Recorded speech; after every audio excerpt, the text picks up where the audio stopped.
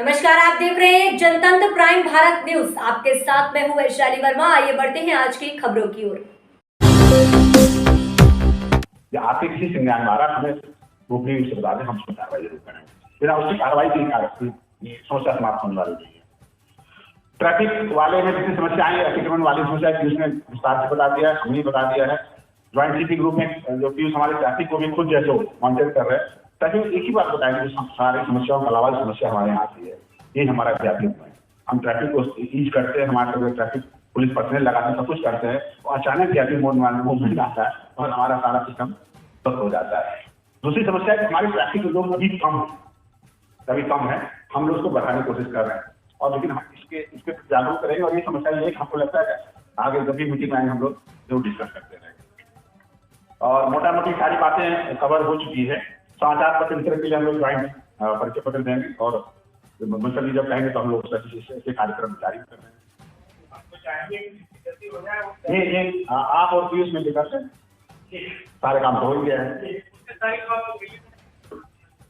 ये उम्मीद कीजिए तो थाना लेवल के अधिकारी है इसी की ऐसे आदमी सीधे पंगा बोल रहे जो क्या मुख्यमंत्री के पास पहुंचा तो नहीं होता है। वो तो एक बात और होती है, ऐसा मामलों में सीधे clear cut black and white करना मुश्किल होता है।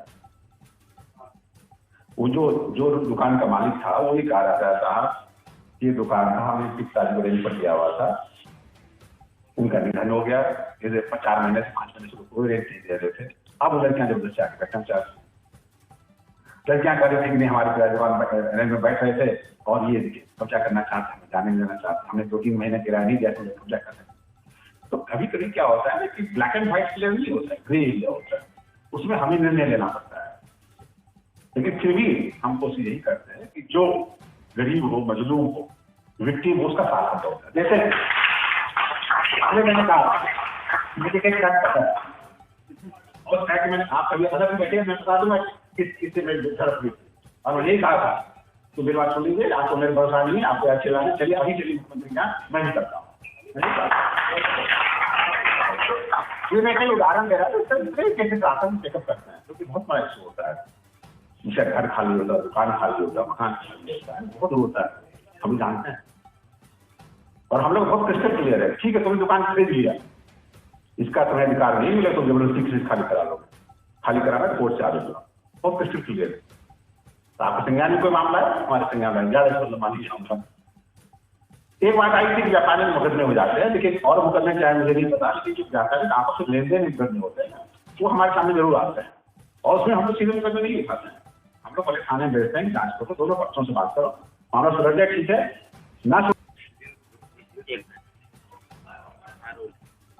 सर आज जो कार्यक्रम हुआ है तो मीटिंग रखी गई है अहम बैठक, देखिए व्यापारियों का जो मुख्य विषय है वो पुलिस से रहता ही रहता है और हमारा ये प्रयास है कि जो देश की अर्थव्यवस्था को चला रहा है व्यापारी, उसको पुलिस के द्वारा पर्याप्त सम्मान मिले, सुरक्षा मिले। उसी के निमित्त आज लखनऊ के पुलिस आयुक्त के साथ बैठक हुई। हम लोगों ने यही कहा कि प्रत्येक माह एक बैठक व्यापारी सुरक्षा प्रकोष्ठ की होनी चाहिए जिसमें जो पुलिस के अधिकारी हैं वो मौजूद रहें और जो लखनऊ जैसे राजधानी है उत्तर प्रदेश की, यहाँ के सभी बाजारों के अध्यक्षों के साथ एक बैठक होनी चाहिए।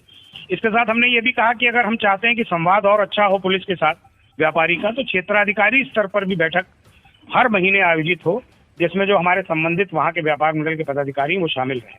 इन दोनों विषयों पर आयुक्त महोदय ने अपनी सहमति व्यक्त की है और ये कहा कि सम्मान की दृष्टि से व्यापारी वास्तव में देश का मुख्य अर्थव्यवस्था की रीढ़ की हड्डी है, उसको पर्याप्त सम्मान मिलेगा और आज कोई ना कोई लिखित आदेश इस पर कमिश्नर की तरफ से जारी होगा। इसके अलावा एक विषय भी आया कि हमारे बहुत से व्यापारी ये चाहते हैं कि हम जो समय हमारे पास है उसमें से कुछ समय समाज के लिए दें, तो विशेष पुलिस अधिकारी का अगर एक दर्जा उनको मिल जाए जिस नाते से वो समाज और अपने जो आसपास का क्षेत्र है वहाँ पे कुछ मदद के काम कर सके, उस पर भी आयुक्त महोदय ने अपनी सहमति दी और उनका एक आई कार्ड बनेगा एसपीओ का, इस पर भी आज एक सहमति बनी है। इन सब के अलावा लखनऊ की ट्रैफिक व्यवस्था और अतिक्रमण, इन पर एक पूरी कार्य योजना तैयार हो गई है। सोमवार से हैदरगंज का क्षेत्र हो या अमीनाबाद का क्षेत्र हो या लाटूस रोड का क्षेत्र हो या आलमबाग और भूतनाथ का क्षेत्र हो, इन सभी जगह जो यहाँ के ज्वाइंट कमिश्नर ऑफ पुलिस हैं श्रीमान पीयूष मोडिया जी उनके नेतृत्व में एक पूरी पुलिस टीम मुआयना और निरीक्षण करेगी और जो हम लोगों ने आज सुझाव दिए हैं उस पर एक्शन लेगी। मुझे उम्मीद है कि अति शीघ्र लखनऊ में आपको जो व्यवस्था है अतिक्रमण की उसमें सुधार दिखेगा, ट्रैफिक की जो व्यवस्था है उसमें भी सुधार दिखेगा। अतिक्रमण के मामले में ज्यादातर देखा गया है कि व्यापारी ही अतिक्रमण किए होते हैं, इसमें व्यापारी नहीं, मैं ये नहीं मानता कि व्यापारी अतिक्रमण किए रहता है, मैं कतई इस बात को नहीं मानता। चाहे लाटूस रोड हो चाहे अमीनाबाद हो, वहां पर कोई व्यापारी अपनी गाड़ी अब नहीं पार्क करता।